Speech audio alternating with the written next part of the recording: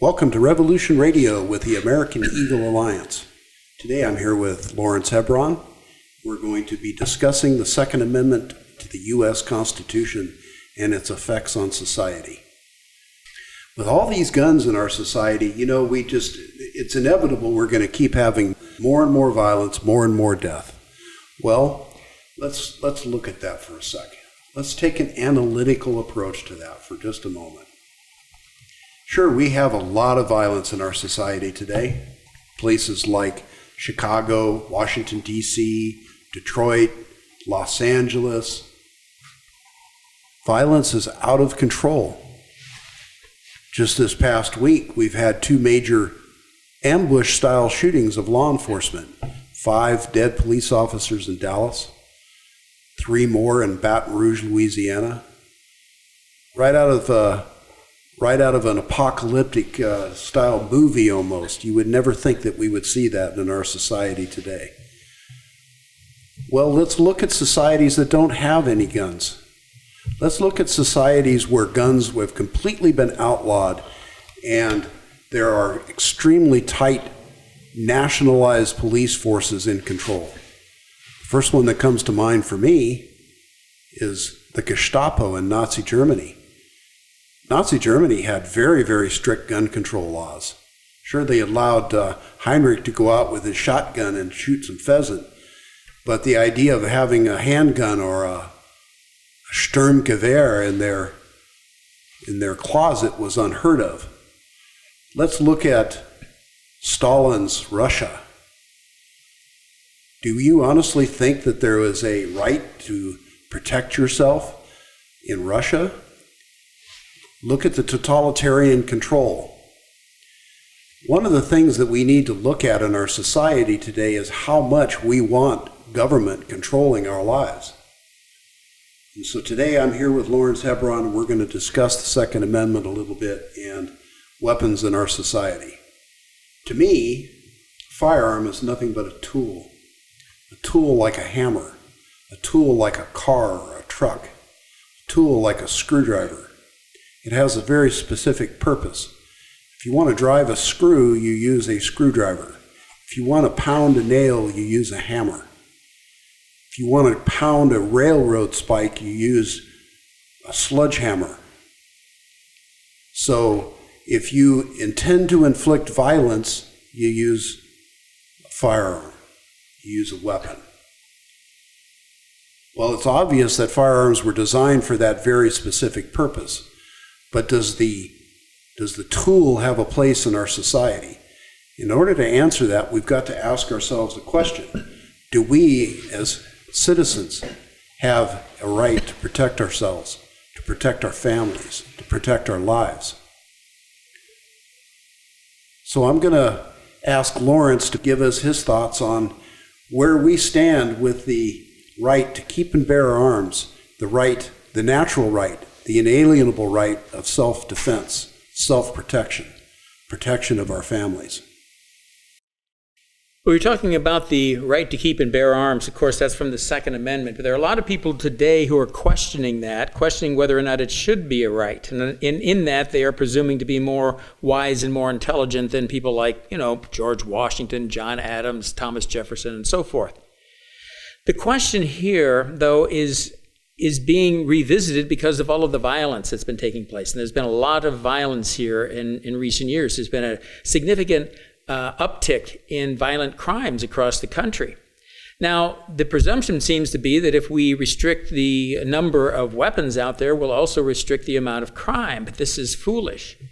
If you talked about the inevitability of more deaths and more violence if we have these weapons. Well, yeah, but if we outlaw the guns, we'll talk about the inevitability of more deaths and more violence because of knives, because of sticks, because of fists, because of teeth. That's part of our nature. Our nature is a violent one, and we will use whatever's available to us. It's interesting that not too long ago, there was another terrorist attack in the city of Nice, France. This guy didn't use a gun. He didn't use a knife. He didn't use a stick. He rented a truck and used it to plow down scores of people. I don't hear anybody clamoring, though, for more truck control. The thing is, that is part of our nature. Now, given that that is part of our nature, what is the best answer we can come up with? Some people, the simplistic ones, or those who have another agenda, say that we need to outlaw guns. But if you outlaw guns, then all you're going to do is make it a whole lot easier for those people who still retain the guns and who still retain violent force at their disposal, and that's the government. See, the Second Amendment isn't really there to help us be able to hunt and provide food for our families. It isn't really there to protect us from the occasional intruder who might break into our house. It isn't there so that we can punch holes in targets so many meters downrange. All of those things apply, but the main reason for the Second Amendment is to protect we the people from the greatest bully, the greatest abuser of human rights, the greatest mass murderer in history. And that has always been government in some form or another. And the founders understood this. The founders and framers wrote the Second Amendment in there because they knew that without it, all the other rights would be in jeopardy.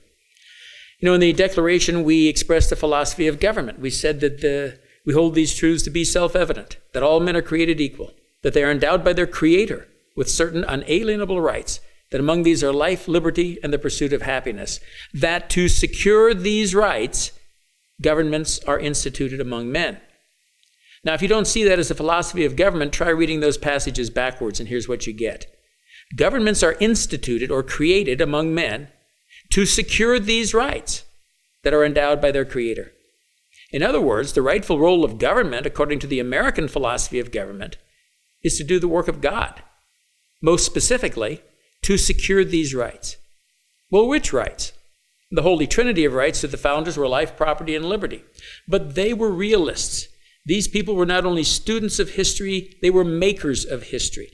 They knew how things worked. And they know that if you do not have the ability to defend your other rights forcefully, you will not have those other rights. And it's just that simple. And that's why they wrote the Second Amendment into the Bill of Rights. Without the Second Amendment, notions like life, liberty, property are just nice things you embroider on a doily somewhere and hang over the armrest of your love seat. It's not going to have any reality in your life. We need the Second Amendment to protect all of the other rights. So, the question is, does gun control work? Yeah, it works very well if you're a tyrant, because it will take away the ability of the people to defend their own rights and their own liberties. Well, it's interesting that you bring up the Declaration of Independence. Now, we've advocated for some time that the Declaration of Independence is, in fact, the founding document of our country. And with the Declaration of Independence, it also states in there, basically addresses the fact that when governments abuse these rights, when a government no longer represents its people, it is the right of the people to alter or abolish that government. And how is that possible? How is that possible if the populace is not armed? If the populace does not retain the right and the ability to exercise their sovereignty, their power over the government? It can't be done. In fact, it is even questionable whether or not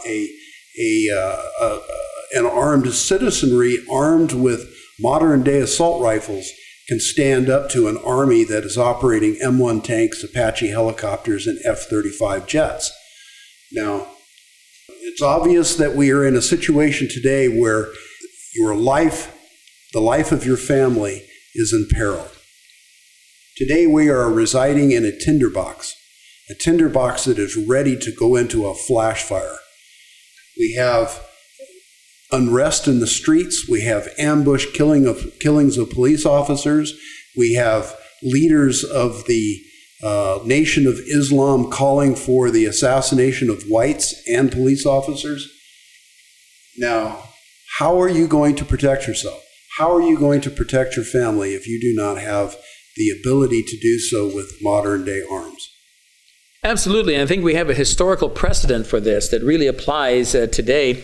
Back shortly before the bombing of Pearl Harbor, Admiral Yamamoto was part of the Imperial High Command, the military high command for Japan. And there was some talk about invading the United States. Now, Yamamoto had actually gone to college in the United States. He knew about America, and he knew Americans. And he urged strongly against that idea. He knew the preponderance of weapons that existed across the country. He says, if you invade the United States, he says, there will be a rifle behind every blade of grass, behind every tree. And they never did invade the United States. Now, the fact that we are so well armed, the fact that we do have force at our disposal, kept us from being invaded by a tyrannical government. That applies today. Except sadly, now that tyrannical government is not outside our borders, it is inside our borders. The government of the United States is becoming increasingly tyrannical. It is assuming unto itself more and more power and taking away more and more liberties from us, as well as freedom, as well as our wealth. So, the day may come, I hope it doesn't, but the day may come when we will have to defend ourselves against our own government. If we are unarmed, we will have no chance of accomplishing that. So that's what it boils down to. Those who know their history know that I am right. If you look back at history, as Dave was saying just a little bit ago, why did Hitler want to disarm the German people? Why did Stalin want to disarm the various republics in the Soviet Union? Why did Mao want to disarm the people in China? Because that's the best way to maintain a tyranny. In fact, you cannot maintain a tyranny where the people are armed. So, do we have violence in this country? Yes. Are there a lot of shootings in places like Chicago and Detroit and D.C.? Yes. But here's our choice. So you never get the option of a perfect solution. So our choice is this. Do we want to have guns and have situations like we do in Chicago and Detroit and D.C. and elsewhere?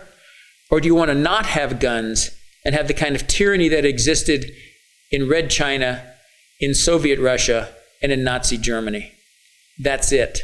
That's what it boils down to. There is no perfect solution. There will be no violent, free solution unless it's under tyranny. So I frequently hear from the left this term that nobody wants to take away your guns. Why are you not willing to register your firearms? I mean, you register your car, you buy insurance for your car, don't you? Why do you not want to register your guns?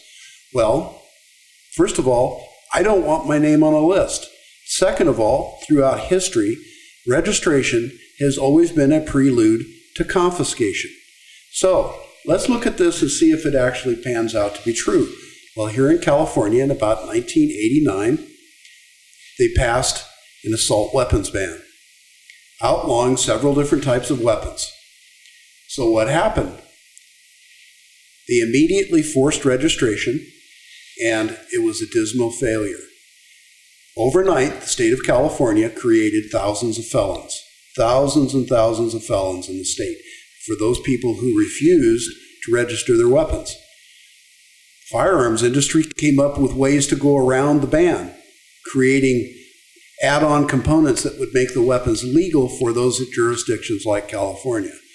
So here we are today again, and the state of California is passing more restrictive gun laws, trying to restrict access to the tool, not the emotion of the heart.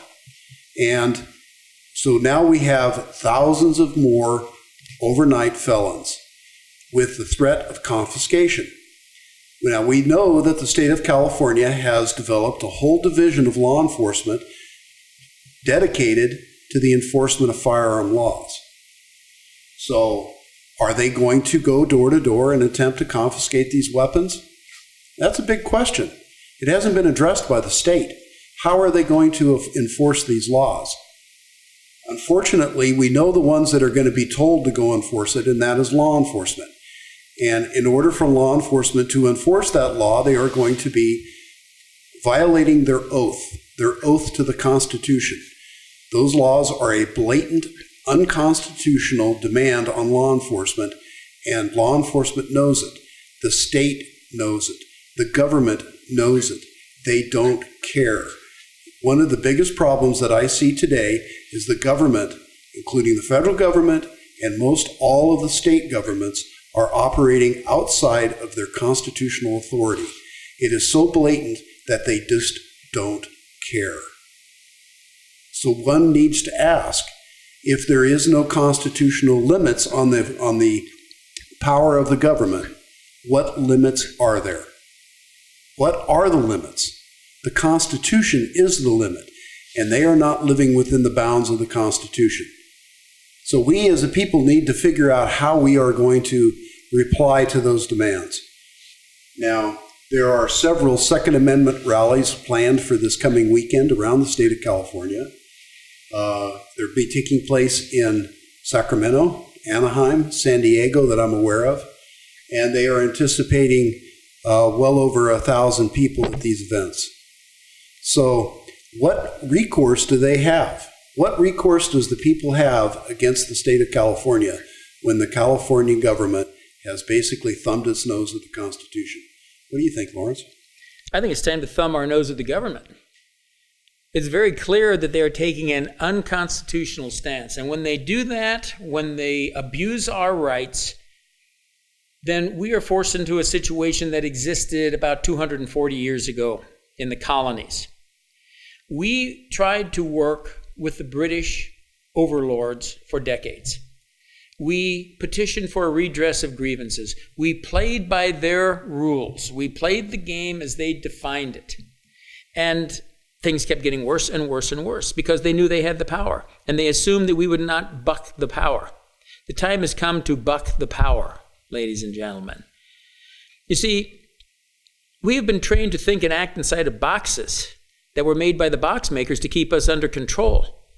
As long as we oblige them, as long as we continue to think and act as they want us to, they win, we lose. It's just that simple. You see, the game is rigged. The deck is stacked. If we keep playing the game by their rules, they will win. It's kind of like going to Vegas and betting against the house. You might win an occasional hand. You might win an occasional jackpot. But if you play long enough, you will lose everything. Now, given the fact that this is the way the game has been rigged, the way it's being played now, we the people only have two options. We either resign ourselves to the reality of our defeat and the loss of our liberties, or we play a different game. And that's what is described in my book, AR2 Handbook for the Second American Revolution. The AR2 strategy is an amazingly powerful, effective, and simple strategy that will allow us to fight and win the Second American Revolution in less time than it took to win the first, without taking over the White House, the Congress, the Supreme Court, or any constitutional amendments. And it is all entirely constitutional and hopefully peaceful.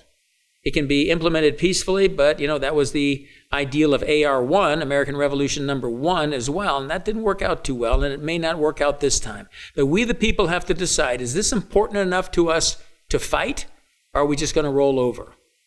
There are a lot of us out there who are not going to roll over. And the AR2 plan explains how to do this. But let me just tell you one thing that would be extremely effective and extremely fast. I advised a candidate for governor of the state of California a few years back, and he accepted this principle if he were elected.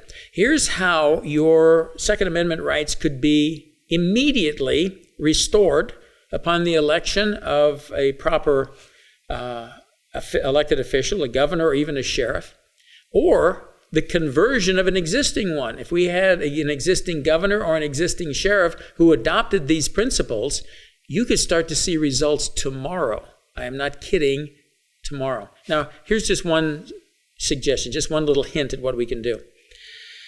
Chief executives, like presidents and governors, typically have the power of pardon.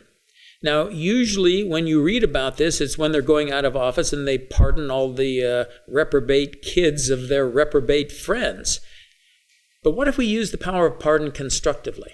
Now, here's what I suggested to this candidate for governor, and he adopted it.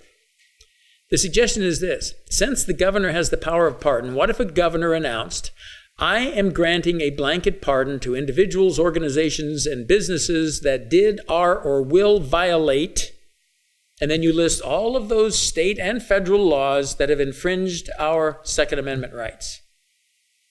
What just happened? You just unwrote all those laws. Now, in fact, it would not change the law, but it would change law enforcement. What district attorney is going to prosecute us criminals, maybe because we had a 16-round magazine for our handgun instead of the required 10-round? Who's going to prosecute when they know that the instant the judge's gavel hits his bench and he says guilty, the governor says pardoned? It's like it never even happened.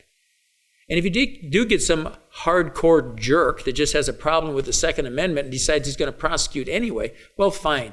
He just gave his opponent in the next election an excellent campaign issue to deal with, because the current DA is wasting the taxpayers' dollars, times, resources, all of that's business, and money, because he knows full well that the governor is going to pardon anybody who's convicted according to these unconstitutional laws. So there's one thing right there. You see, as soon as we refuse to think and act inside of the box that was made for us, there's all kinds of options out there for us. And we can start taking this back, and we can start taking it back in a matter of months, weeks, days. All we need are some courageous constitutional sheriffs, constitutional governors who say, you know what, these laws are not constitutional, and I'm not enforcing them. And that's a big part of what is in AR2. There's a whole lot more in there, but just to show you the promise that is available to us with a little guts and with a constitutional basis that's offered in AR2 called linkage, that gives us firm ground to stand on. So there is a lot we can do, but we must resolve to fight back. We must resolve that we've gotten to the point where we're not going to take it anymore. Remember, AR1, the first American Revolution, the shooting war started when the British came after our weapons and our munitions. AR2 may very well start the same way.